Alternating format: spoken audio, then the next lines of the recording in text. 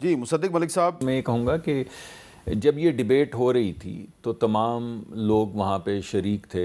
بھائی نے شرکت نہیں کی جیسا کہ آپ نے ذکر بھی کیا. وہاں پہ کمیٹی کی میٹنگز میں بھی نہیں آتے ہیں جہاں پہ یہ تمام چیزیں تھریڈ بیئر ڈسکس ہوتی ہیں. تو یہ تمام چیزیں جو کابینہ بنی ہیں وہاں پہ تنخواہ بھی لیتے ہیں، جاتے بھی ہیں، بیٹھتے بھی ہیں ہال کے اندر. لیکن وہ کمیٹیز جہاں پہ یہ تمام ڈسکشنز ہونی چاہیے، جہاں پہ اگر آپ کا اختلاف ہو، چاہے قرآن اور سنت کے حوالے سے ہو یا کسی لیگل پریسیڈنٹس کے حوالے سے ہو، وہاں پہ تو آتے نہیں ہیں، وہاں پہ تو بات کرتے نہیں ہیں. اور دوسری بات یہ ہے کہ میں کہوں گا کہ تقی عثمانی صاحب، اور راستہ تو آپ کو بتایا ہے سر نے کہ اگر آپ نے اس کو تبدیل کرنا ہے تو راستہ سامنے لکھا پڑا ہے. انہی بنیادوں پہ یا کسی بھی بنیاد پہ آپ لے آئیں اور امینڈمنٹ ڈال دیں. تقی عثمانی لیکن صاحب ایک جو بات میں ہیں، ایک جی بات اور کہوں گا.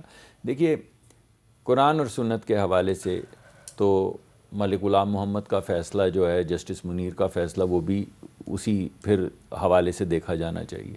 بھٹو صاحب کی جسٹس جو منیر کا فیصلہ جی تو کیسے؟ اس کو دیکھیں نا کہ وہ اس میں کہاں پہ قرآن اور سنت جو ہے وہ کہاں بیٹھ رہی تھی جب نہیں، جسٹس منیر صاحب جو ہیں ان کا قرآن و سنت سے کوئی تعلق نہیں تھا، وہ انتہائی بدنام آدمی تھے. میں کیا کہہ رہا ہوں، میں کہہ رہا ہوں کہ جو فیصلے ہماری جوڈیشل ہسٹری میں سارے ہوئے ہیں، چاہے بھٹو صاحب کی پھانسی کا ہے یا اپنے بیٹے سے تنخواہ نہ لینے کے اوپر 7 سال 8 سال 10 سال قید کا ہے، یا سپریم کورٹ کا جج جو ہے، سپریم کورٹ کو ایک پہلے ریکورس کا کورٹ، ٹرائل کورٹ بنانے کا جو فیصلہ ہے، یا ایک جج مقرر کر کے کسی کو سزا دلانے کا مقدمہ ہے، یا بے نظیر صاحبہ کے مقدمات، تو پھر تمام مقدمات کو قرآن اور سنت کے حوالے سے. ہم مقدمے کی بات نہیں کر رہے، ہم تو آئینی ترمیم کی بات سر میں بھی یہی کہہ رہا ہوں کہ مقدمات اور وہ تمام فیصلے جو آج تک ہوئے ہیں ان کو ڈاکٹرن آف نیسیسٹی والے وہ تمام ایک پیکج میں ڈال کے ان کو اس کا کیا جواب ہے دیکھنا چاہیے. اس میں ایسا ہے کہ کمیٹی کی میٹنگ کی بات کر رہے ہیں ملک صاحب.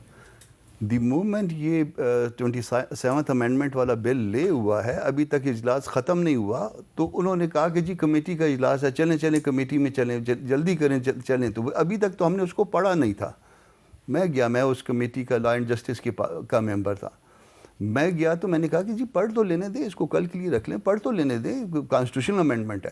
ان کے نہیں، ہم آپ کو پڑھاتے ہیں، ہم آپ کو پڑھاتے ہیں. اچھا، نیشنل اسمبلی کے سامنے یہ لے نہیں ہوا تھا. نیشنل اسمبلی کے جو لا اینڈ جسٹس والے ممبر تھے ان کو بھی کہا کہ آپ بھی آ جائیں.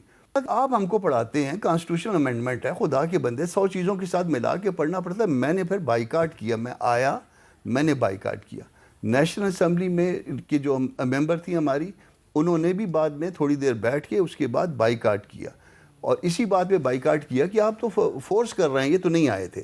انہوں نے کمیٹی میں بھی ابسٹین کیا، مگر وہ حالات پیدا کر دیے گئے تھے کہ جس میں ہم نے بائیکاٹ کرنے کے لیے مجبور ہو گئے کہ خدا کے واسطے ایک آدھ دن دو جس میں ہم پڑھ لیں، یا پارٹی سے پوچھ لیں. اس وقت مولانا بنگلہ دیش میں تھے، کم از کم میں انسٹرکشنز لے لوں ہر چیز پہ.